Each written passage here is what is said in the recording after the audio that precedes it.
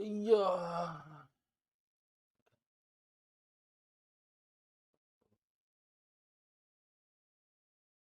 晚上好，我们等下准时开始哦。那我应该按什么？这里傻掉。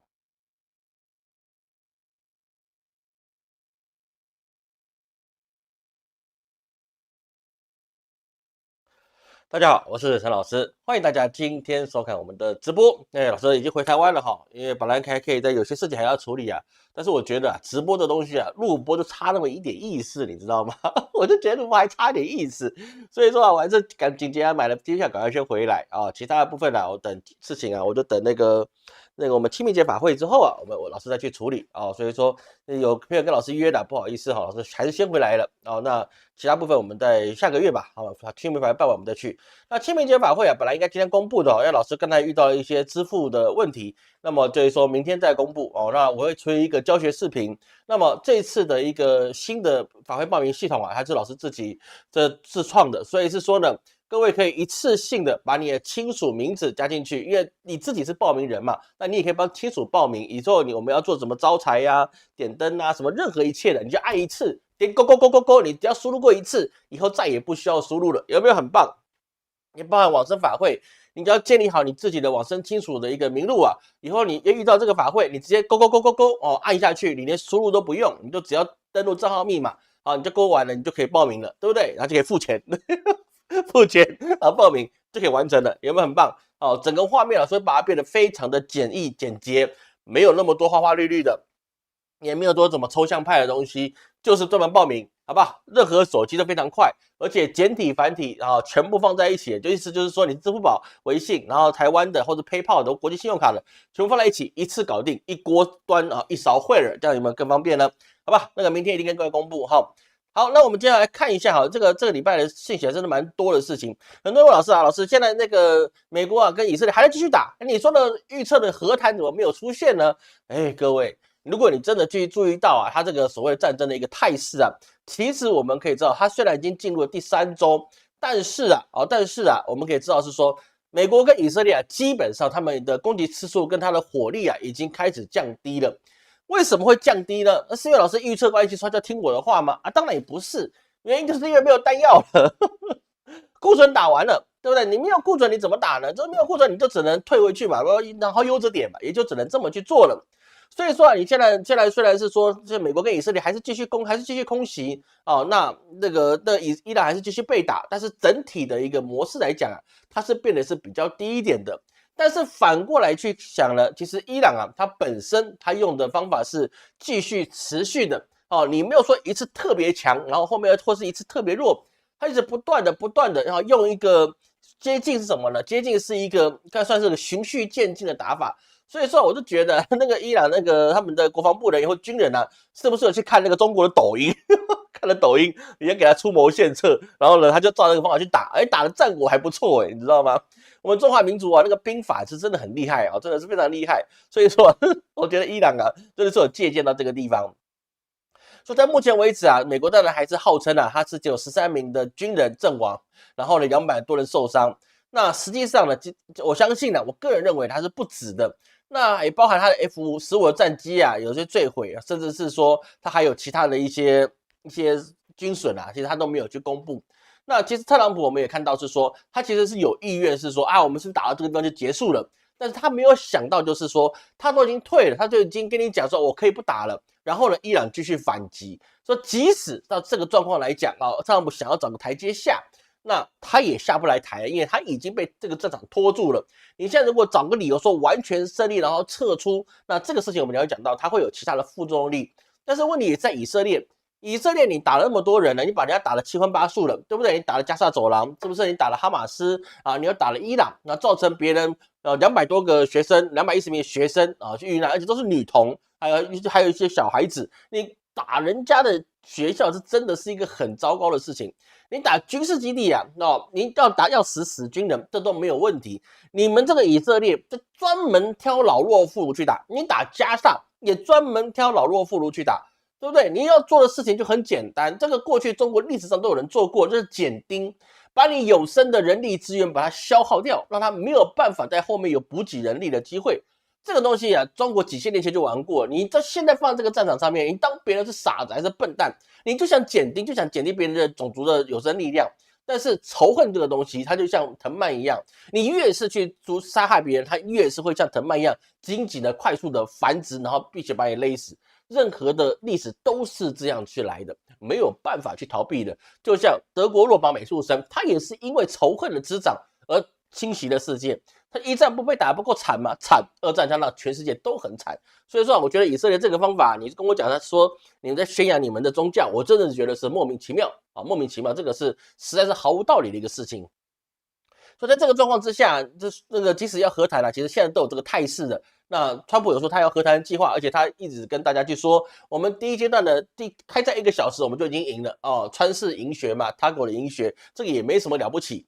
那么现在问题就在于是说，伊朗人要不要放过以色列，就这么简单。他现在打的尤其是打美国的一些雷达站，打他的萨德系统，然后打他的一些美军的在中东地区的各个基地。各位注意到这几天其实伊朗他还是打美军的各个基地，但是为什么为什么中东地区已经懒得去讲发表谴责力道也没有这么大了？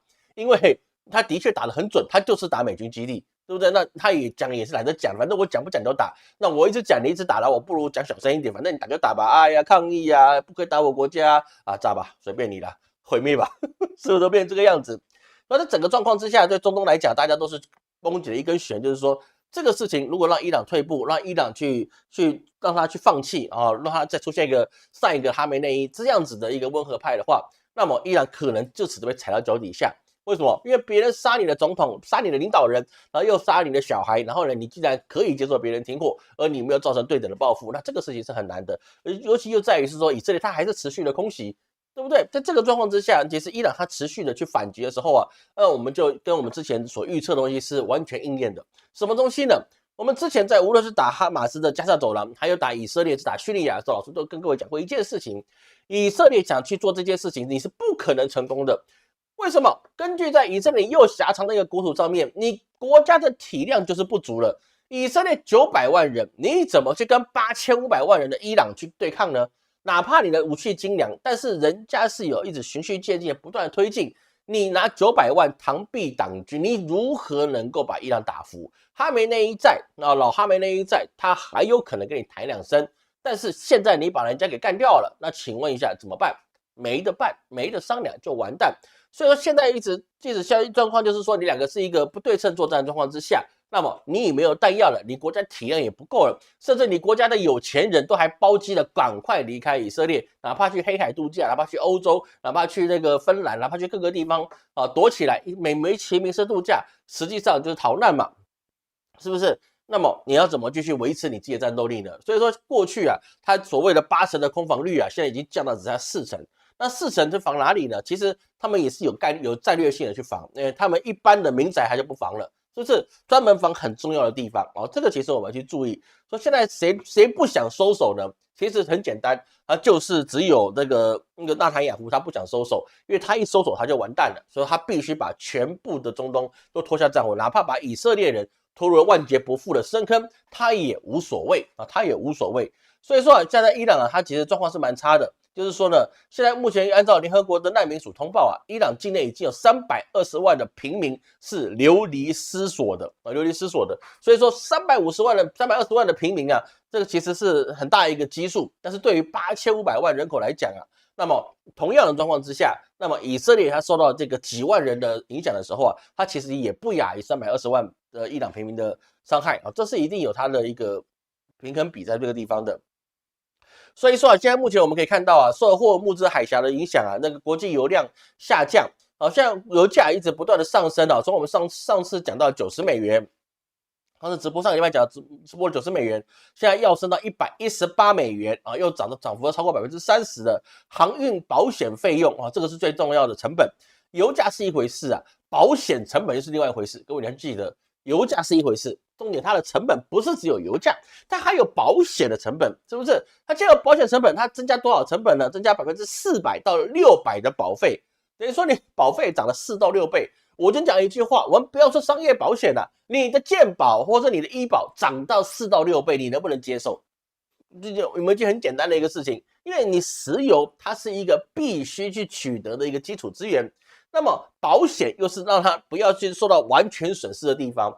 那么现在有4到6倍的保费，那你缴台湾健保，你也觉得讲会死掉，因为那个很要命。像我一家5口嘛，1个月要缴多少钱，你知道吗？那真的超级贵，是不是？涨6倍，那干脆叫我去死算了，是比较快一点。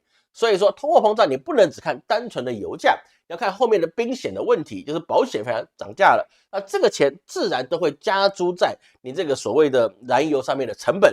所以说油价还继续涨，那下礼拜继续涨，那我觉得是没有什么问题的。但涨幅之间呢，各位去理解，它不是只有油价，它还有保险的费用。保险费用会反映在什么地方呢？不是一定会反映在你的加油成本上面而已，它可能百工百业都会受到影响啊，这个是我们要去注意到的。而美国部分呢，也是很直接的啊。美国上周对伊朗军事行动里面平均花费已经估计到110亿美元。而这110亿美元它里面还是有很多节约掉的成本，包含了船只、飞机、燃料这些成本，都没有算进去，就110亿美元了，就这么简单。我就给你一个削减后的数字，我美化账面后的数字，是不是？但是其他的这个美国的众议员或参议员他们就认为是说，你不可以只算这些数字，对不对？你不能只算这些基本的开销。那你这些被打下的飞机呢，被攻击的船舰呢，还有你的燃料呢，你石油现在这么贵，难道你每天不加油吗？对不对？这油也不是你国家的，美国的油你是资本家，又不是你美国白宫政府的，是不是？因为你小政府嘛，大商人嘛，那当然就会被反过来去吞噬。所以说，在这个状况之下，很多议员就认为，你不是110亿美元，你至少的成本是500亿美元啊！你没有500亿美元，你这个仗打不平。500亿美元了，哎呀，这个说真的，美国现在连那些医保或是一些那个孩童的一些救助计划都要暂停了。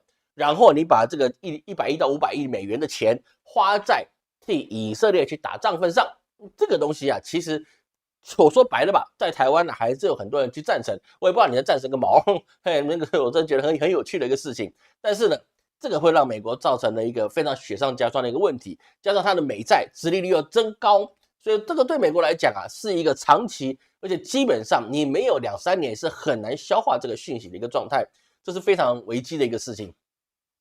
所以依据到这个全球能源的一些危机虽然不到那个以前的那个石油危机但是呢，毕竟那个霍尔木兹海峡是一个运输危机所以说国际能源署还有32个成员国一致同意释放4亿桶战略石油的储备这个已经是世界上规模最大，而且包含德国、日本、韩国已经公布了分布投放的计划，就是把他们的战略石油都投出去。所以说这个在日本有些地方他们加油是有限制的不是给你无限加。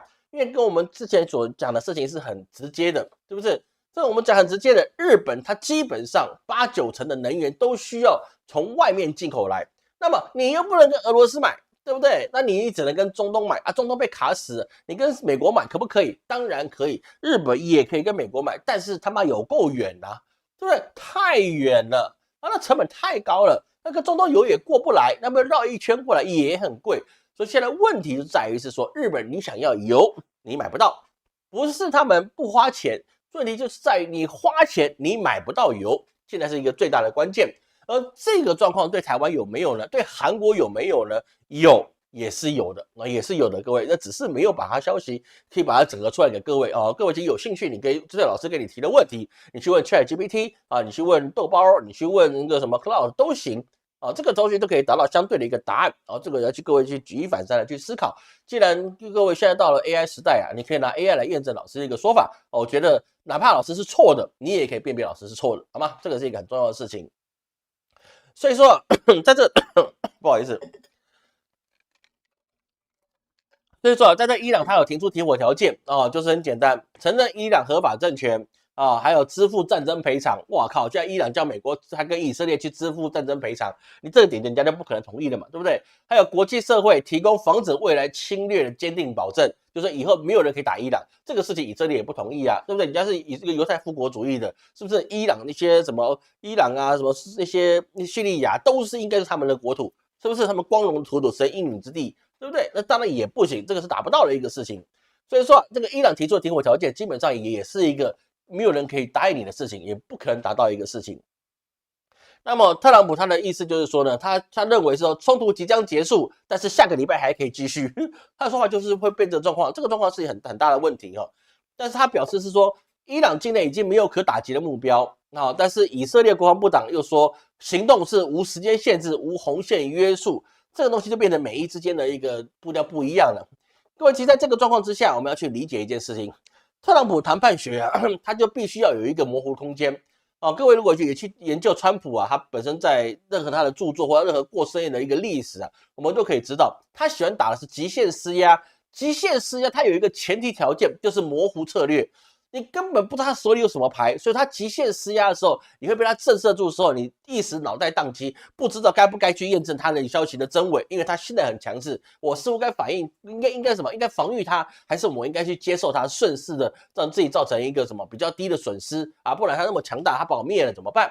所以特朗普最大的一个强势施压的状况之下，他有个前提条件，就是他必须有模糊策略，就是你不知道他手上有什么牌，你不知道下一步怎么去做，看起来他好像有能力这么做，你捉摸不定，极限施压才有效率啊。比如说像打扑克牌也是一样，对不对？啊，全部给你梭哈，他到底是玩偷鸡还是玩真的？就在于是说，这个人我摸不清他底牌，所以说他说哈，我到底要不要信他？我到底跟不跟？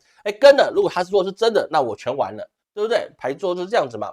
但是呢，如果他偷鸡，那我跟了，那他完了，就变成大家是一个什么单销龟游戏。但是在这个伊朗战场上面，你赢完这件事情就糟糕了。为什么？因为你是真刀真枪的出去跟他干，你基本上在这个时代里面，你很难在军事上你有模糊策略。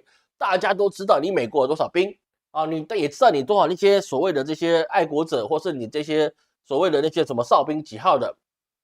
或是萨德，比如萨德一国全世界就有10套，对不对？他3套被打掉了，是不是？那这个状况就已经有出现了。所以说你有多少底牌，其实这些都是半公开的秘密啊！我不知道你是从哪里去暗杀的，也不知道你怎么样去做这些摩萨德的。但是你的军备那个是实实在在，大家都是在公开的场合、公开的状况之下，你必须公布你的军费啊！不只是美国，全世界各国，包含中国，你也得公布你的军费。这是联合国的一个制度啊，这个是很正常的一个事情。所以说你根本就没有隐藏的底牌可以去用。大家也知道你的 F-35厉害，非常厉害，也知道你的 B-5轰炸机强大，非常强大。我们都知道，我们也知道你有几架。所以说，当你想去虚张声势的时候，别人越会觉得你这个事情80%是偷鸡。那这个会造成什么事情呢？别人去测试你，所以说呢，伊朗就发射导弹去攻击林肯号，然后打他的一些护卫舰，或者炸美国基地。你拿什么来反对？我就抓你偷鸡，我就认为你有问题，所以我就炸你的基地。炸你的基地，那你有回炸有没有？有，美国当然有回炸。我不是说美国就挨炸之后就跑掉，没有，他一定有回礼啊，也是继续轰炸伊朗。但是实质上，我们就可以看到，他该撤退的地方撤退了，该去退缩的地方退缩了。那这个就是偷鸡失败了。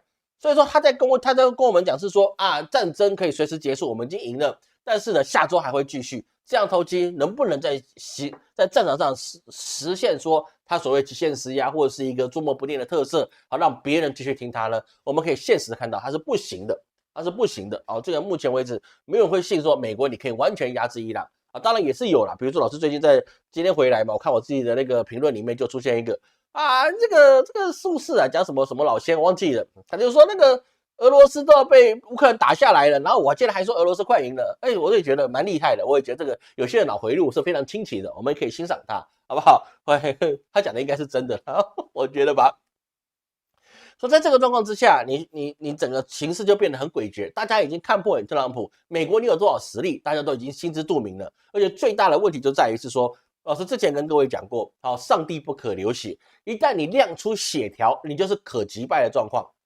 任何状况，你只要任何游戏，各位都这样，打不赢的 BOSS 没关系，比如说原神里面的博士，你恨他这冤他没有用，但是他没有血条，你打不赢他。但是他一旦亮了血条，对不对？3天被打了1亿次，是不是？就是因为你有血条，你是不是可以被击败的？所以美国这次也亮了血条，因为大家可以知道，你的航母不是无敌的，你的战舰不是无敌的，你的海军弹药是有限的。那么你有这个数值出来的时候，我们就攻击你的数值。所以伊朗现在不断的攻击是什么？他的眼睛、雷达站导弹基地，或是他们的各项基地的那个运补的这些转运站，他都去打这些地方。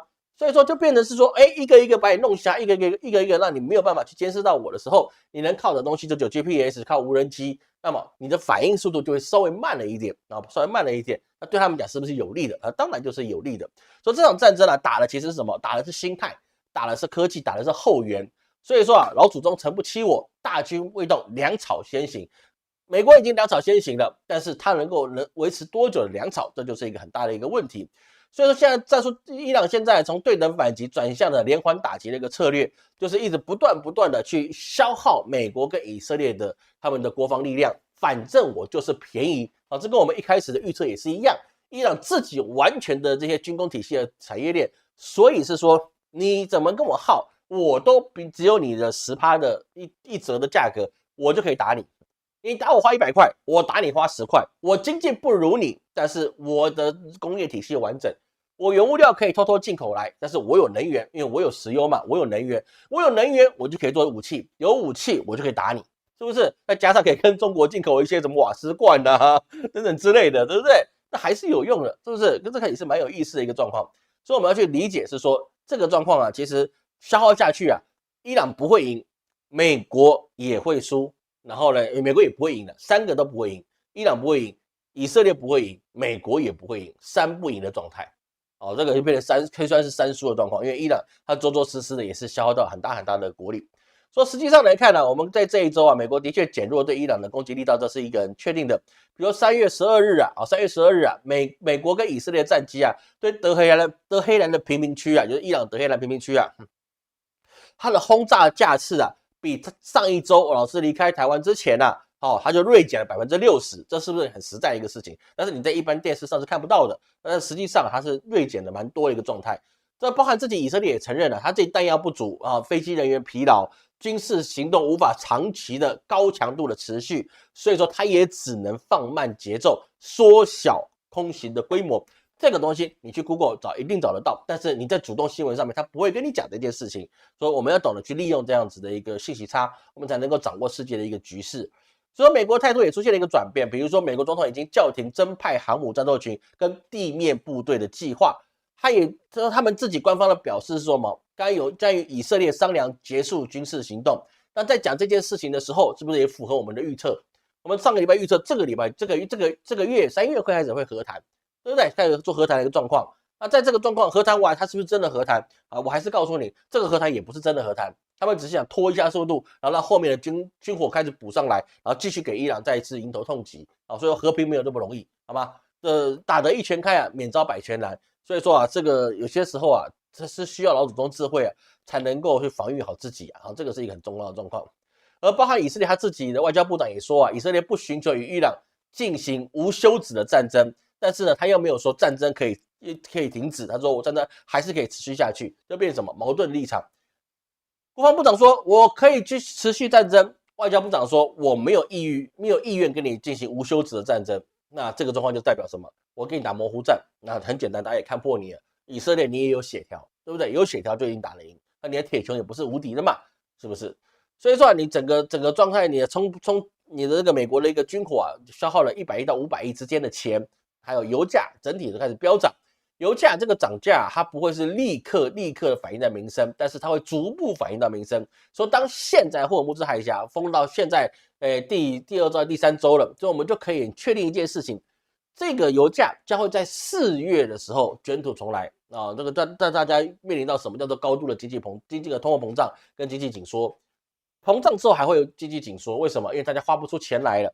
我本来就怎么都这些钱，你现在又涨价，之前涨了一波，然后油价降回来了，你他妈也没降价，然后你现在又在涨价，那么我是不是只能涨上加涨，对不对？我们加油知道，之前在打那个乌俄之战的时候，那个油很贵，是不是？我们加到36块钱，对不对？现在回到可能就28块钱、30块钱，之前还便宜一点，我还加过24块呢，是不是？那这我涨起来的物价，缩水的泡面还是缩水的饼干，对不对？那涨的米价、面粉都在涨价，那这些有没有跌回来？没有跌回来，因为涨了就是涨了，跌回来也没用，是不是？那个有很多成本，并不是只有油价的问题，有些东西上去了，它是一个连锁性的问题，所以你不能说面包店很可恶，对，就村口老王的面包都不降价，有时候没办法，比如说盐糖还有那个面粉，都一直不断的涨价，都是这样子的。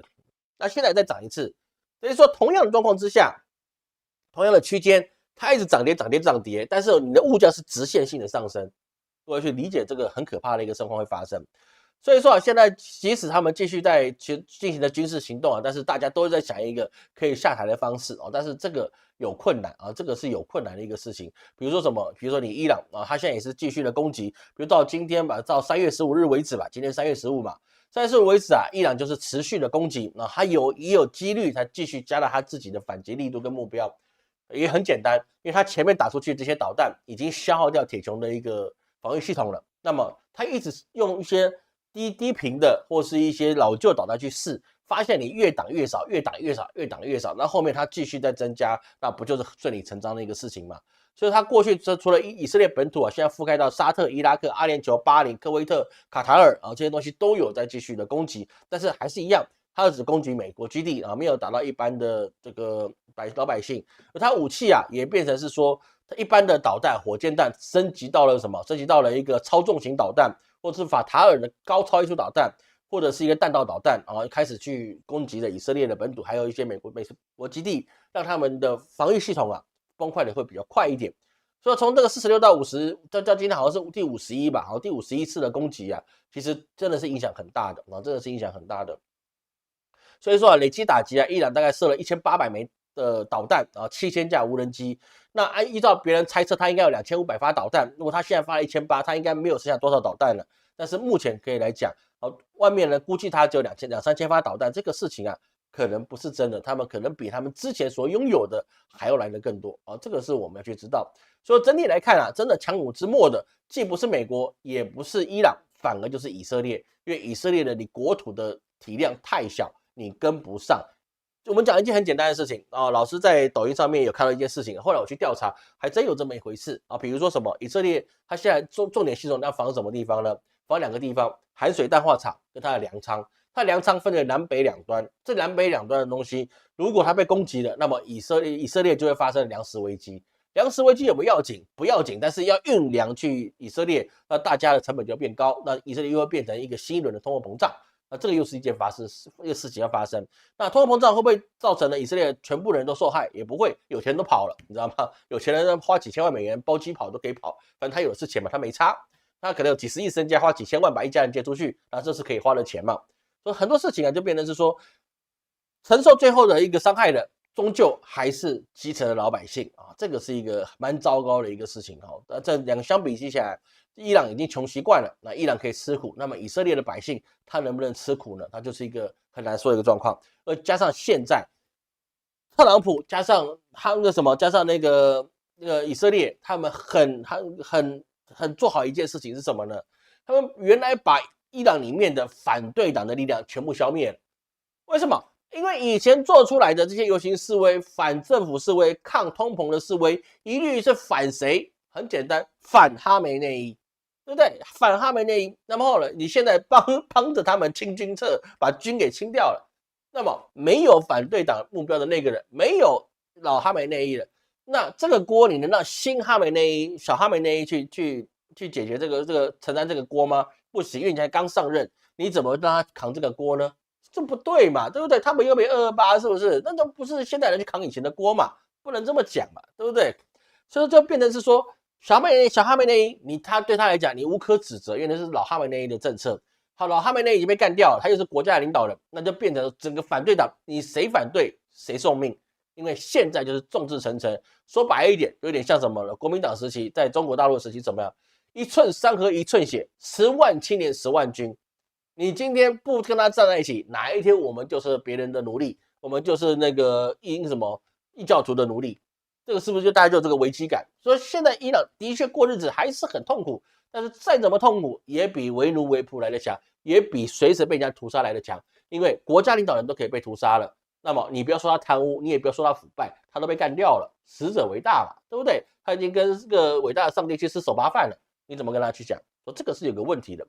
所以在这个状况之下，我们只能说，如果伊朗它能够持续3个月啊，那么以色列大概就完蛋了。说白了，它只要能够持续3个月，那么以色列它所有的防空力量就完蛋了。但是问题就在于，伊朗能不能撑3个月，还是说特朗普跟以色列愿不愿意去释放出善意来，真的跟他签订那个所有的合约，不然的话这个打下去，现在暂歇一下，大家跑个龙套，到后面会更加的大的一个问题。好，各位去理解，以色列已经强弩之末了啊，他已经撑不下去了，他已经真的是没有办法再去持续了，好吗？好，所以说这美伊战争我们这边先看到这里，看各位有什么问题。哦，感谢曲老师啊，感谢百万网红曲老师哈。那个小龙虾这个东西，大家老师等下会讲哦，尽快把它讲出来，好吗？台湾港政府抑制油价，你不懂台湾油价的算法，你就不要说政府抑制油价，台湾政府抑制不了油价，它在后面一定会继续涨的，好吗？这个政府不论是哪一个党啊，哪一个政府执政啊，你只要是浮动油价，它这一周结一次，你现在结是上一周的单，所以说你现在我们这个礼拜一所涨的油价，那是上个礼拜或上上个礼拜的评估出来的油价，因为你要传奇啊，不是说你这个立刻打了，这个立刻涨，好，慢慢来，好吗？伊朗前提这条件就主优势在我攻守异形，不是攻守异形，他就跟你讲，我就不想停战，所以说我们跟你耗到底，我他妈穿草鞋，我怕你穿皮鞋的，对不对？我不怕呀，是不是？我跟你耗到底呀，是不是？那现在这个名气正好，用怎么不用呢？就在后面可能还有中国人的那些战术提点哦，这个基本上他现在最能够让他重振他们民族精神是在这个地方。外地有国外专家说，其他今年会下台，或者是健康出问题，老师会发生吗？我认为不会，好吧？我认为不会啊，这个事情就不会，好吧？会我就跟你讲会，不会我就跟你讲不会啊，所以说我不认为它这个会实现，好吗？山寨它也是形成，山寨不会形成啊，山寨不会形成啊，山寨不会形成，这是一件的事情，好吗？陆明气太牛，陆明气太牛。那就认为以色列最终还是会崛起，美国会输，中国不行，日本会有优势。江教授是谁？我不去批评哈，但是我针对你提的问题是，以色列最终还是会崛起。目前来看，它没有崛起的成本了，因为任何国家经历一场大战啊，你没有个5年10年，你没办法休养生息，因为你所有的基建跟产业链，你必须重新的去稳定它，还有民心跟士气，还有投资的意愿。因为你把中东的火药库点燃了，难保它后面不会继续爆？所以它会不会继续投资，那是一个问题。会想到另外一件事情。如果以色列现在打成这样，美军又开始往后撤，然后甚至降低攻击的频率，难道在世界各地的犹太人他不会去游说到世界各国的政府，然后让他们去加大对以色列的支持吗？各位有没有想到这件事情？以色列是世界最大的资本的团体之一，不是全部。那为什么他这个状况之下，美国还往后撤，而欧洲也不发声呢？这个我们要去理解一件事情，就是他这次所通到的线就是石油，石油是全世界的命脉。如果你想把你自己的利益凌驾于在所有人的民生之上，那么这件事情大家会想起二战的问题。你把一个国家民生逼到绝境的时候，那么你难保不会诞生下一个毁灭世界的落马美术生啊！这个大家各个国家，像欧洲，我跟各位之前就预测过，欧洲不会出手了，因为他一出手，你叫乌克兰怎么办？你叫那个俄罗斯不是笑到妈牙都掉了嘛，对不对？所以这个东西是我们要去理解的，好吗？所以说以色列最终会崛起很难哦，美国会输，美国不会输，他不赢，但是他也不会输。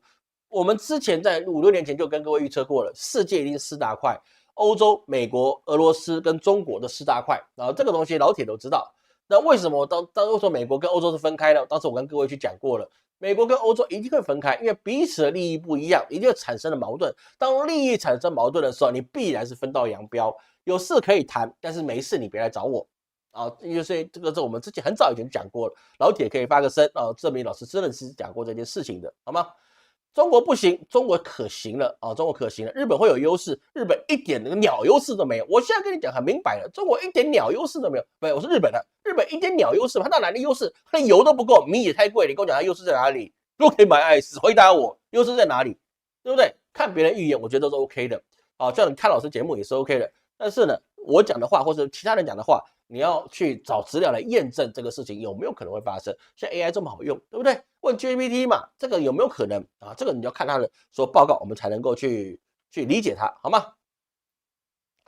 我不管他哪里人我不想去看他这个我不要去拆别人台的不行好吧？我不能拆别人台，所以很多事情是比较难日本他什么都没有，他只有往下走的命，不可能往上。日本、韩国没有往上的空间，韩国还是有点道理，就是他懂得去扒中国的大腿，所以他也许还可以分到一杯羹。那日本没办法啊，日本有了高市早苗这样的人他只有往下走，没有任何复兴的可能 ，No way, impossible，不可能的代志，不可能的，好吧？好，来，我们来看一下接下去我们接下来的话题那我们就有些不要讲太久所以说以色列你们单独打这不行那我们现在看到乌克兰战场有没有什么样的进展？这个很重要乌克兰战场在3月8日到3月15日，就是我老师离开台湾的，上个礼拜到现在乌克兰战场就变成他们还是进行了空中的激烈对峙所以说现在很有意思是什么呢？乌克兰的反击力量是越来越强大了，俄罗斯也是跟他打有来有回，好像看起来俄罗斯是被打到没有办法往前攻了，是不是？是不是？而且甚至俄罗斯的本土的炼油厂也被乌克兰攻击了。那么在这个状况之下，是不是代表乌克兰有办法去反攻成功，甚至复兴他们国土呢？要注意到，乌克兰是被侵略的，说他复兴他的国土，那可是顺理成章、理所当然的一个事情。但是理所当然，但是你也知道，他力不能及因为他没有这个实力去做这些事情。所以说在3月13到3月14日也就是前2天的时候俄罗斯发动了持续18个小时的全维度空袭，发射68枚的各式导弹，包含他们的超音速导弹锆石，还有什么伊斯坎德尔导弹还有这个巡洋导弹，还有430架的攻击无人机，对不对？还有里面有250架是沙赫德，就是伊朗的那个无人机。所以说它这整个进攻的速度其实是非常强大的。但是乌克兰也有反击所以在这个状况来讲其实俄罗斯似乎没有讨到很好的好处，但是乌克兰他也没有落到一个下风，这是台面上的一个事情。比如说乌克兰他声称他在3月13到3月14日你派出来了这么多无人机，但是我也拦截了460个空中目标，包括无人机跟导弹，是不是？这样比起来的话，是不是说你打过来的其实我都防御住，对不对？大部分是这样没有错乌克兰讲是没有错，但是你也没有全防就还是会有一些建筑物损伤跟平民的阵亡所以在这个状况之下，我们就发生一件事情，就是什么呢？俄罗斯他用这个策略就很明白一件事情，我射过去是导弹跟无人机，所以说我在消耗你的有生力量，我在消耗你的弹药。所以俄罗斯现在也采取了跟伊朗一样的意思，我一直不断发射导弹，还有我的无人机，这些对我成本来讲，不一定是比伊朗来的高，但是也会比乌克兰来的便宜。乌克兰他也有能力做无人机，这是没有问题了，因为那个他有其他的资源进去嘛。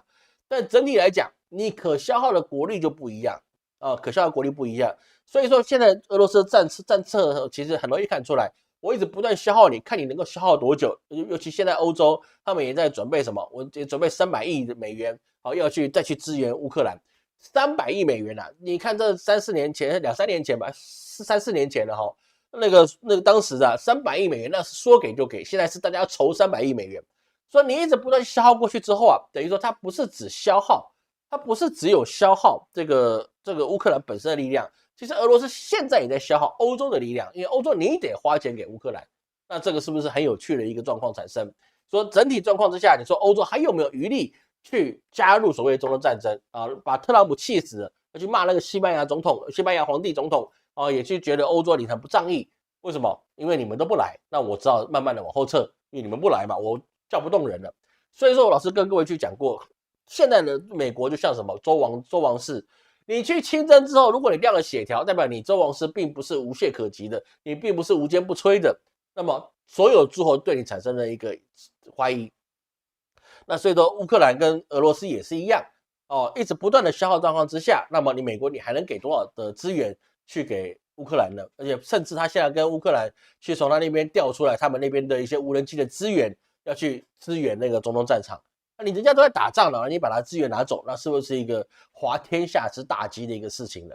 所以整个乌克兰战场其实现在来讲虽然世界各国包括欧美还是给他继续支持乌克兰，但是呢他们很多的力度跟他们的那个能量其实真的是不多了。所以我认为这个俄罗斯它该会撑到夏季的时候它会进行一个比较强大的攻击。为什么要夏季呢？因为现在冬天雪融了现在那个气温还是比较冷，你雪融了，你要到4-5月的时候，那个路很难走，泥泞它可能就不好走不好进军。所以它现在用导弹跟无人机去消耗你的战力，消耗你的反击力量。等那个路已经开始雪融化完了你可以运行了，到夏季到干季的时候，他们一次打过去那么那个时候乌克兰就会比较难看了一点啊。这个老师我们可以去后面预测一下的状态，好吗？而在这个状况之下，我们也知道美国为了是说要去攻击那个中东，所以说他现在开始解除了俄罗斯的石油禁令哦，它还是有的啊。比如说什么呢？在这个3月12日的时候啊，美国财政部发了一个为期30天的通用许可证，允许各国去销售、交付跟卸载在2026年3月12日0时01分，也是美东时间之前已经装载上船的俄罗斯原油或是石油产品。也就是说呢，你已经装上船的，哎，现在把它卸了吧，哎，把门该做一做，然后该干嘛去了。哦，等于说它让这个石油流入到市场里面去压制这个油价的状况会产生。那么这个东西能够释放多少原油的一个库存呢？目前自由在海上的俄罗斯的石油啊，有1.24亿桶啊，1.24亿桶的俄罗斯油在海上，所以说它可以短时间的增加市场的供需，去缓解中东的冲突啊，就是霍尔木兹海峡，这个我们知道的。所以说它可以让油价涨得慢一点，为什么让它涨得慢一点？油价涨得慢一点，美债就可以不要涨得这么的快。这个对美国来讲是有很多的好处，但是呢，必须要给它一个时间限制嘛。所以你现在释放俄罗斯的原油，但是你现在下单可不可以？现在下单你一样不能，一样拿不到货啊，因为世界都制裁，说要3月12日以前。所以1.24亿代表什么意思呢？给大家一个喘口气的空间，也让美国正在想办法怎么样从这个战场撤出来的空间。这个是有一些状况的。那么对俄罗斯来讲，这是不是一个利多呢？短期来看是利多，但是长期来看其实并不是这样。比如说俄罗斯现在石油的出口现状它还是跟全世界有做交易，但是呢，这个东西是整个石油收入水平它是从开战到现在以来是最低的水平。所以俄罗斯的石油目前大家所能够知道的，它卖出去的石油是比过去来的少的。比如说原油跟石油的产品收益是95亿美元就在3月的时候是95亿美元，但是1月比1月减少是15亿美元这是少的非常非常的多了。所以它的石油出口量也降低了每日也是只有怎么样出口660万桶，那也是2022年初以来最低，2022年开始打仗嘛，所以它现在也是降了最低。但是这个是有一些值得去商榷的地方，为什么？因为这个东西能够去知道的东西都是在于说它用美元计价，所以是说呢，它是比较好追踪的。有懂老师意思吗？美元或是欧元计价，或是这些状况去计价，他们比较好去追踪说你到底出了多少原油。但是埋在地下的管子这里面的东西，它到底卖给中国多少原油，那没有船可以去讲的，没有船可以去讲说你到底有多少原油输入到中国里面，不知道。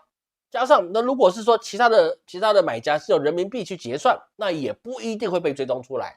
说目前为止账上看到俄罗斯的原油是跌到一个销售量最低的谷点，但是我对这个消息抱持了怀疑，因为这些能够去计算都是以美元去计价，那非美元呢？如果印度跟他买是用他们的那个卢比去计价呢？那这个事情能不能被追踪到，这是一个问号，用人民币结账呢，可能是其他某个国家跟俄罗斯买原油，但是他不走美元体制，他走人民币结算呢，反正他拿到人民币他拿人民币，他可以付给俄罗斯，俄罗斯可以拿人民币去跟中国买东西，买他所需要用的原物料，来平敌他自己国内通货膨胀如此高涨的状况，这是有没有可能的？我觉得这是有可能的。所以说，按照俄罗斯现在的攻击的态势来看我不觉得它的石油是真的下降这么多，只是它没有用美元来去展现而已，好吗？这是老师给各位的一些报告，说这个乌俄之战我们到这个地方先造一个段落。那接下来呢，我看一下看一眼各位有什么问题，看一眼就好。对，这时候感谢各位教授出在西方我支持江教授，好吧？我们支持江教授。有广告越来越多，越来越久了，各位你就买一个 YouTube 的会员嘛，我觉得也是不错的，好吗？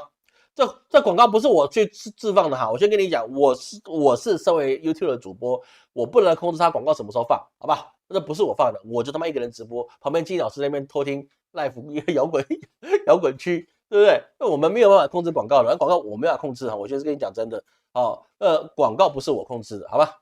这个是各位自己做的，我能带工商的就带我这些法会，还有我的玉玉很久没卖了。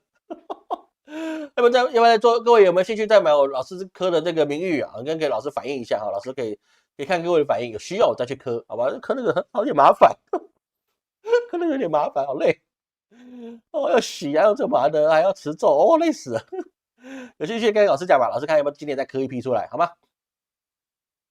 好，我们继续下去哦。现在重要重点是什么呢？中国的两会哦，中国两会是在2026年3月15日，我们可以知道，它的两会是3月9日到15日哦。这个东西啊，其实两会3月11、12嘛，哦，这两会是什么呢？就中国的全国政协14届4次会议和14届全国人大4次会议哦，这就是两会状况。它里面审议了通过“15+5”的规划纲要等多项重要决策，这是官方讲的话哦。我们不管这么多哦，官方讲的话是他的官方，又不是我的官方，对不对？那么重点是什么呢？我们重点先聚焦于在什么？未来他们的国家发展蓝图是什么东西？就是2026年到2030年他们国家发展的总蓝图哦。这个其实是一个比较重要的事情，因为他们会议里面通过了生态环境法典、民族团结进步促进法，还有国家发展发展规划法哦，这些重要的法律在做这个事情。最重要，各位要去知道的第一件事情是什么呢？它2026年关键的经济指数目标是什么呢？它不是保6或保7哦，之前它是保6或保7哦，它给你一个上限数字，说我要以这个为目标。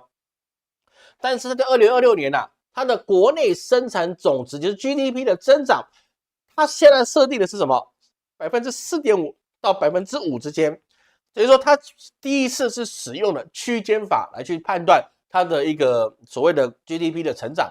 为什么？因为现在国际局势变化太快了，所以说呢，好一点可以到5，甚至5以上，但是呢，差一点，那你就只能到4.5啊。它公布了这个状况之下，为什么要区间呢？就很简单，留个后手，留个后路，让自己有弹性啊，就是面对到这个当数字有变化的时候啊，那他对国内有交代啊，也对投资者有交代，外面很多的投资者嘛也是一样。这么多外资投资中国，那是未来中国赚钱嘛？是不是在中国赚钱？那你 GDP 一定要好 ，GDP 不好，那你怎么在你那边赚钱呢？所以这个地方就要去设定好啊，你4.5到5之间，那么好的话就是利多，差的话，那我有底线在啊。这个是他们这做的是一个第一次使用区间目标法，然后我们可以知道世界真的是很乱。那第二个就是他们需要城镇新就业1200万人以上。哦，这个新就业1200万人以上就很简单，因为我们可以知道一些数字，别人看的是这1200万。不知道为什么要增加1200万，但是看老师的节目的人，你就要反映出来，1200万是什么数字？大学毕业生的年度数字。有没有想过，老师一直跟各位去追这个中国高考出来的？我们从1000万、1100万到1200万，我们持续在每一年去追这个数字，就是一看到它城镇新就业要1200万，那么两种可能，你要让他城镇里面的人有能够新就业，要么你就让这些这个青年才俊回乡就业，要么就让那些像老师这种老头回乡就业，对不对？城市混不下去了，长江后浪推前浪，前浪死在沙滩上，对不对？那我们整个沙滩让我们回去吧，回去当个保安也好嘛，对不对？这个4500还吃住的话，哎，那也不错，对不对？还交5险1金，那4500的比8000还得好了，对不对？那就是有它的效果存在。那第三个就很重要哦，第三个重要是什么？居民消费价格的涨幅，它控制在2%，这个东西我跟各位去讲哦，完全验证了我们对中国它的经济模式的预测，因为它所有东西都要求自给自足，那尽可能的维持他们自己可以形成一个双产业链的状况之下，它居然可以说让居民的消费价格涨幅限制在2%。也就是他们通货膨胀是能够受到限制的。当你 GDP 你要到4.5到5之间的时候，你的国家的那个百姓的整个消费涨价就要2%，那你是不是还有2.5甚至到3%的一个 range 存在？那百姓是不是有可能让他的生活可以稍微可以喘口气？不要说富足了，就可以喘口气。他说很多人我的时候过得很苦，没有喘口气，你他妈的花呗花多少？对不对？你也有去借钱，那你不要去跟我讲你过得很苦，因为借钱是你的选择，对不对？买房子也是你的选择，那这是你的选择，你就不能说别人让你过得苦，这个懂老师意思吗？租房子也是一个生活啊，你为什么非得去扛个8000块的贷款，而不去付2000块的房租呢？那这个是人的选择，说过得苦，那是看你怎么过，好吧？哎，那不是说老师说站着说话不腰疼的，这个老师也没什么钱，但是我选择比较经济实惠的活法嘛，对不对？都是可以去做的，好吗？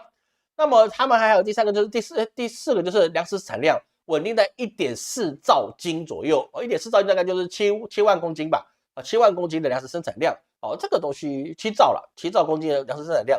那他们现在其实也在研发一个东西，什么二氧化碳变淀粉的这个实验他希望未来可以把它跟成本降下来，变成跟那个农场去做的成本、耕种的成本是一样的时候那他们自己的粮食产量是可以更加稳定的。那为什么呢？各位去知道一件事情，中国从第一阶段的跟对美第一阶段贸易协议里面，我们就发现一件事情。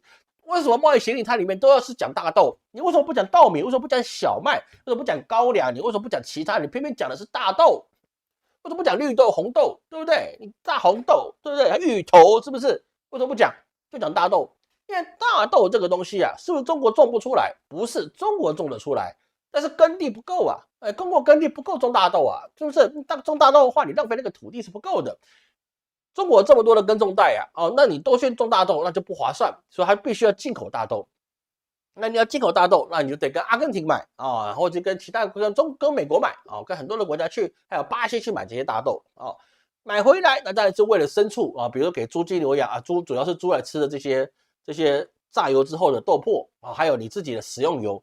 所以在这个状况之下，说中国的耕地是不够的，那么他们如果能够做出来二氧化碳里面合成出淀粉来的时候那么他们有些地方就可以腾出手来种上大豆这个东西，或种上其他粮食这个东西。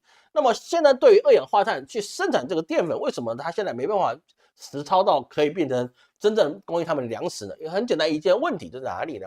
就在于他们的电力，因为你电力的成本会高过于你去制造这个淀粉二氧化碳生淀粉出来的这样子的举动，也就是你投入会比产出来的高。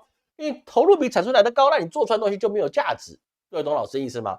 所以说，中国现在他们又立个策略什么？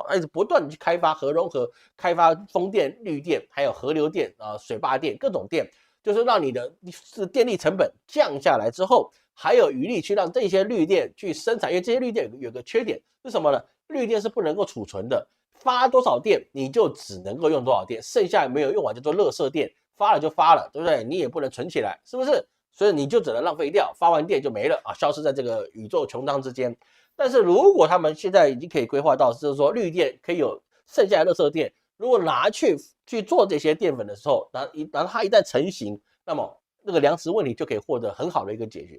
所以这个东西其实是可以去理解他们两会之间是有一个很有趣的事情在发生。然后他们财政赤字我们按照4%左右去做这个财政的上限他们也是做安排这个东西我们就不谈了这个财政的东西我们就不谈了。那么最重要是什么呢？我们谈到这个台湾问题台湾问题这次有没有讲了？那是有讲的，但是对我们来说其实跟我们这次的国运签还有各个方面的事情其实是对应到的。为什么呢？它里面报告里面有讲了一句官话，叫什么呢？我们要深入贯彻新时代党解决台湾问题的总体方略，坚持注意听注意听注意听，坚持一个中国原则和9·2共识。这个东西就很重要了，很久没有出现9·2共识咯，要注意老师讲的他很久没有做9·2共识了，好吗？下面那个是什么呢？坚决打击台独分裂势力，反对外部势力干涉，推动两岸关系和平发展，推进祖国统一大业，深化两岸交流合作和触发的那个融合发展，共同弘扬中华文化，落实台湾同胞享受同等待遇政策，增进两岸福祉同胞共同开创民族复兴伟业。这个是他们的官话官法。就是我们刚才讲的一个很重要的原则是什么呢？他要一个中国原则这是废话，本来就是这样。那9·2共识也是一个中国原则，但是9·2共识就变成是说，他又把那个模糊空间拿出来。为什么拿出来？就很简单，因为现在去收台湾不是一个好时间。他们所有的军事力、所有的经济都已经准备好了，但是他有问题就在于什么地方？你打下台湾，你还要治理台湾，那这个东西对他来讲是一个钱坑。那是在这个环境不好的状况之下，那么不是最好的时间，但是他可以准备。所以说他告诉你，你要坚决打击台独分裂势力。意思是什么？你现在不要乱讲话，你只要冒出头来，我他妈就揍你。各位懂老师意思吗？所以说我们国运签各方神明讲很简单，我们什么都不做，比做什么强。你什么话都不说，比说什么话来的强。只要你什么都不做，今年就平平安安的。这个跟我们的国运圈是不是有关系？那是真的是可以去理解他的意思。所以在这里面，他们的官方的一些他们的人去解释意思是什么呢？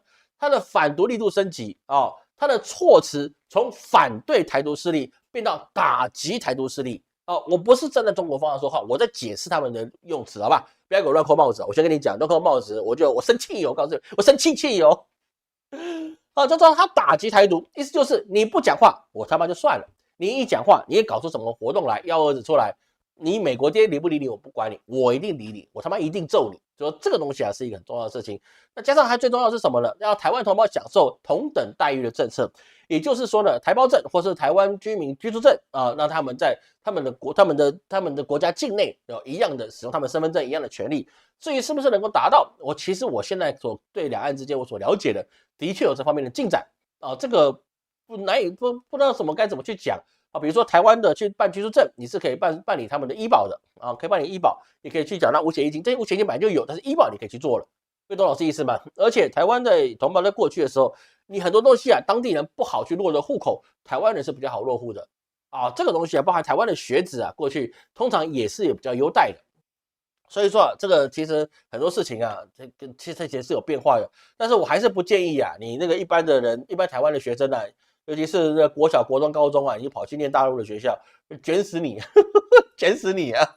别去好吗？我先告诉你，别去，千万别去，把你卷到你不知道记性什么哦，千万不要去哈。所以说，我们可以知道他的1555的计划里面呢、啊，它还是很重要，是在什么地方？两岸和平这个地方。哦，他后面跟着还是祖国统一大业，意思就是说呢，统一啊，迟早的事情，但是你不要逼着我提早统一。我说想晚点统一，2030年挂好台海大桥，但是以后过2年我们慢慢去谈。但是你现在如果出头，那么我就把你头打掉，棒打出头鸟，我就把你打掉。这个是一个很重要的问题。所以说啊，他们一直不断的再去说台湾问题是中国内政啊，是中国核心利益中的核心啊。所以说现在趁美国没力啊，世界各国在陷入战乱的时候。那么我认为他可能会到年底啊，这个中秋节以后吧，中秋节以后，那这个对台湾的态势会越趋强硬。为什么呢？因为中秋节以后啊，太岁力量到了极致了。第一个极致在端午嘛，第二个极致在中秋。在中秋以后啊，慢慢的你要往下去，然后遇到这个立冬之后啊，那么这个是另外一个故事了，好吗？所以说啊，各位还是注意啊，不要乱投资，不要乱投资，好好买黄金，黄金买下来，你一定对你有好处的，好吗？这个是一个各位去讲这两会之间的重要问题，好吗？你还要啊？好，谢谢哈。来，你要好，我去加油一下哈，我想办法。来，好，感谢书建啊，感谢书建的赞助，谢谢，感谢大家的赞助。有人捧人场，有钱捧钱场，好吗？这个不要说他老生常谈哈，那个里面是有差别的，那个是绝对有的差别，好吧？那个不要去小看他们用字遣词里面藏了几个字不一样的时候，你整个的思维你要去改。这个他们的官话是一个很复杂的东西，他们很复杂的东西。小孩从幼儿园在大陆公办学校习惯就好，卷就卷呗。不是你卷啊，对不对？你去卷看看，叫你卷你卷不卷？那你卷不了，你叫你小孩卷。哎呀，是不是我现黄金还不要卖？你自己决定嘛。黄金就是10年周期嘛，好不好？黄金一定跟着通膨上去，无论你怎么买都是一样。黄金一定跟通膨，唯一能够保证抗通膨的不是房子，100%是黄金，因为它是以现金计价，懂我意思吗？哪天美国倒了，它就以人民币计价，才比较。你只要是有国际货币的地方，你黄金都能够换钱。以前国共内战国民党被打了嘛，7荤8素的，你要逃出去人家的追杀逃过八路军的追杀，你靠什么？靠条子啊，金条啊，对不对？你靠什么？靠国民党钞票吗？没用啊，人家认金条，有金条保你命，没金条你去假赛，对不对？这很正常的一个事情，好吧？所以说你觉得可以获利了结，你就获利了结。你获利了结之后，你后要怎么去理财，那是你的事情。但我只能跟你讲，10年是黄金的周期你买了绝对不可能亏。10年你一定赚多赚少而已。那你现在觉得赚很够你也满足10年了，你觉得 OK， 你就可以先买，那个没有什么问题，好吗？好，最后一个花时间了，跟各位超时一下哈，我们去讲一下现在很重要的东西是什么呢？叫做 Open Cloud。Open Cloud 是什么东西呢？就称为小龙虾它其实叫龙虾啦开放龙虾 CLAW 嘛，龙虾。Open Cloud 这个东西之前突然在上周的时间突然在全世界，其实在中国掀起了一个龙虾热。这个龙虾呢是什么东西呢？就龙虾的热潮，就是什么呢？这个 Open Cloud 就本来想开一个专题节目不过我觉得大家可能没什么兴趣看，我这边跟各位提一下，这个小龙虾它主打的是什么呢？主打它就告诉你，它可以主动帮你处理 email， 它可以帮你处理一些日常所有的一些主动性的事物。好，它是不是能够真的做到？它是可以做到的，说白了，它是可以做到，但是有没有传的这么玄乎？说它简直是一个怎么样主动型的机器人，它可以帮你多想一步，它可以帮你多安排很多事情。这个事情做到做不到？做不到的啊，做不到的。其实 Open Cloud 这个龙虾这个东西啊，其实在如果你有做这个伺服器有经验的，大部分都是叫做什么？叫做定时任务啊。你给它安排一个任务，只是你不是用手去设定那个程式码啊，或者设这个 share 的码，就让它说你定时跑这个任务。现在你只是透过 AI 模型跟他讲，我早上9点我要什么行程，他就帮你去记录到啊，早上9点我要提醒你干什么行程，就是你必须交代他，他就帮你做事。那第二个程度是什么呢？你要给他授权去操纵你电脑里面的所有软体，你授权多少东西，他就帮你做多少事情。所以网络上有人是说啊，这个龙虾很可怕啊，有一个人他觉得心情不好，然后龙虾就帮他请假啊，然后呢帮他买机票。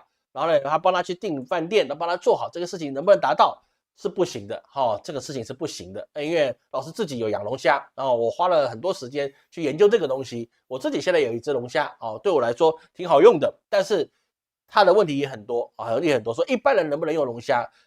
要学习，要学习。为什么？你要去认识一个可以替你办事的龙虾。那么它会不会去泄露你的一些机密的信息呢？基本上不会哦。说真的，比较不会啊，不能说完全不会，因为你骇客要去攻击的状况之下，它有很多的前提。所以说，你说现在上个礼拜就很多人去安装龙虾安装一个龙虾可以收个几百块人民币，对不对？台湾可以收到几千块人民币，台湾几千块台币。然后呢，现在呢，安装完之后又面临到这个卸载潮，要帮他卸载龙虾要花多少钱？这都是一个道理，就是你还没有了解的时候呢，你可以先去用租用的，你不要自己要安装到自己电脑里面。那你安装的时候，你要去理解它的核心原理是什么，把你原来要去一个一个去设定，去输入你日历里面的行程，要去算的账啊。比如说我这个每个礼拜的消费啊，你可能只是在手机里面跟他讲我早餐吃多少钱，午餐吃多少，晚餐吃多少，你就应该跟他们那个模型去讲，我今天吃了多少啊？他可以用 Line， 可以用微信，可以用 QQ 啊，可以用 Telegram 啊，可以用很多的通讯软体去跟你讲，是说我现在跟你对谈，所以你交代我的事情，我都会记着。那记得归记得，它会不会完完全全做到也不一定它后面还有很多的限制在，因为它先天上的限制就是它是用硬记忆的方法硬记忆的方法它其实有很多的限制存在，并没有说那么玄乎。所以你就必须习惯去交代 AI 的模型，说你要什么时候做什么事情，那有什么事情你可不可以跟我讨论一下？这就是 Open Cloud 的一个价值所在。安排好你应该做的事情，然后呢，他帮你整合起来，你有了资源去做，但是基本上他没有办法先替你想到你应该做什么，或者先替你想到是说，你现在此时此刻你有没有什么东西可以改进的？他不会去告诉你这件事情，他只能依照你的命令去替你执行完之后跟你回报这件事情，所以就不用太担心说他帮你去消费什么东西是没有的。但是如果你 Open Cloud 你是安排在本地的一个模型，比如说你去安排 DeepSeek 7B 或者千问的，比如说32B， 或者是你安排到一个什么样的模型在电脑里面等于是说有一个 AI 模型在你电脑里面，然后你买一个 Mini Mac， 让它帮你去做事，帮你思维，帮你去写稿写一些文章，那也是不行的。为什么？因为你能够下载到电脑里面的模型，那些虽然它不用 token， 没有 API 的费用，但是它也是很愚蠢的。因为所谓的7B， 所谓的32B， 就是它是一个阉割版的智能模型，它可以跟你互动，但是它能力不强。等于是说呢，原来的整个，比如说你像 DeepSeek， 它可能是一个研究生研究生的一个等级，就多要硕士等级。但是呢，你把它装到电脑里面，装个7B， 它就是一个初中生，这个想去挑染那个黄毛的一个状态。他会不会听你话？会听你话，干好事，干不好事，懂我意思了吗？干不好事情的，好吗？所以说就变成是说，你还是要得接 API。那我自己去使用 Open Cloud 之后，我也发现一个问题，我设立的这些 API， 比如说 GDP 比如说 Cloud 啦，比如说你 DeepSeek 啦，比如说豆包我都试过了很多事情你没有安排好，它在后面继续消耗你的 token， 这个事情就是真的，因为它要不断的思考不断的去处理你的对话的内容那它就会不断的大量的消耗你的钱。所以说呢，在我睡觉的状况之下呢，我睡一天起来，近100块美元不见了。就被它消耗掉了，快100块的美元消耗掉了。100块美元对你来讲可能很不多对我来讲他妈天文数字对不对？我给各位咨询1个小时也不够收你2200、3600的，对不对？我睡一觉起来没钱了，是不是？我也没钱了，是不是很糟糕？所以他不知不觉里面呢，他在执行任务的时候，也会消耗你的 token。所以你要懂得去怎么运用它的状况之下，你要知道怎么去限制它。这个东西值得去装，你也值得跟它互动，你也值得跟它去学习。也放心，你也没有什么值得它去害你的地方，因为你的讯息，就算你不用 Open Cloud，难道你就没有用手机吗？你又用手机，你就讯息基本上也跟裸奔也没什么两样了，对不对？不然淘宝怎么知道你买什么，对不对？那个 Momo 怎么知道你买什么？就是因为你在裸奔，你知道吗？好吗？所以 Open Cloud 这个东西啊，各位其实尽量的去使用，啊，能够下载回来体验。那尽量的不要下载本地模型，你也不要因此去买一个 Mini Mac，你就直接去装一个 API 申请一个 API，然后储值一定的钱，比如 DSEC，我推荐 DSEC，因为 DSEC 它的 API 的费用是很低的，而且你可以用信用卡去储值，它价格是非常非常的低廉，100万 token 你可能只要10块钱台币到12块钱台币，那个是非常非常便宜的，好吗？那 GDP 的话大概就是10倍，15倍价格啊 ，GDP 就是15倍价格，那是不划算的一个状况，好吧？各位懂老师意思。所以 Open Cloud 这个东西啊，龙虾这个东西啊，其实就是真的要去试的啊。如果你是50岁以下的，我非常建议你一定要养只龙虾。50岁以上的，如果你有一些电脑操作的一些 Office 的一些经验，那我也非常建议你去用龙虾，因为它的确是可以帮你把一些稿件、一些你在电脑里面的 Excel、Word 任何的一些东西，它可以帮你整理好、归纳出来你在干什么。甚至老师现在有些信件里面会很多，我会问他说，今天来100封信件，还真的有100封，你知道吗？一天会来100封，很多奇怪的东西都就寄到这边。那我可以问他，这100封里面有没有重要事件？他就帮我挑出其中5件是比较重要的，什么？比如说你主机的安全漏洞啊，要去修复啊，或者谁写信来啊，你要不要回啊？所以100封里面有5封很重要的。那对我来说，我交代他一件事情，他回我一件事情，我就不需要去一封一封看那个信件100封信件到底在讲什么。虽然也是很快，可能需要5分钟的时间看完了，但是5分钟的时间如果我都不用去做，我做其他事情，那我精神压力是不是就小了？时间成本是一回事，精神成本是一回事，懂老师意思吗？所以这个 AI 的工具啊，各位一定要尽量去使用。如果你是50岁以下，你非得去使用这个各位去理解老师的意思，好吗？好，各位还有什么问题看起来是没什么问题了哈。没什么问题啊，老师在最后宣布一下哈，那就很简单那个我们明天最晚是明天晚上6点的时间，我们一定会公布我们的清明节回向法会清明节回向法会的这个连结这个大家全部报在一起，速度一定会快老师这个是报名的速度一定会快，那一定会稳，而且你只需要一次，这一次你把你的资料输入进去，甚至把你的家人输入进去，你以后帮他们报法会，或是你自己要报法会。用点了就结束，你只要再辛苦一次就可以了，好吗？小龙虾再去试试真的试试好，感谢各位今天收看，我是陈老师，下周我们继续多一点更新，我们下次见。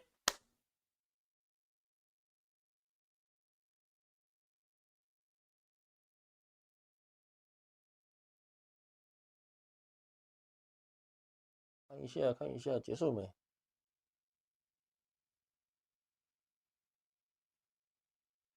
？AI 软体名称，你说它 AI 软体嘛？它也不像 AI 软体，它叫是算一个模组吧？这样讲比较合适的。一个说模型也不算，它不算模型，它也不算模型。模型说 DeepSeek 豆包那些算模型，我觉得那个它熊下不算是模型，就算一个什么 agent 要怎么去翻译成中文代理人，这代理人这个是对的，好吗？好，感谢各位收看，我是老师，我们下次见。